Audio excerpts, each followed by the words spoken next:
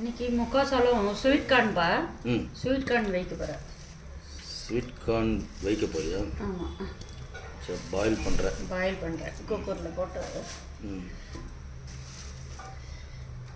நல்லா டேஸ்ட்டாக இருக்கும்பா.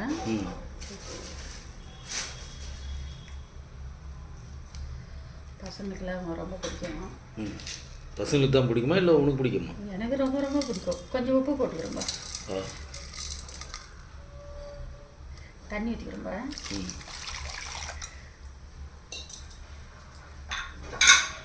மூடி 2 விசில் வந்துச்சுன்னா வந்துடும்பா. 2 விசிலா? ஆமாம்பா. ஓகே.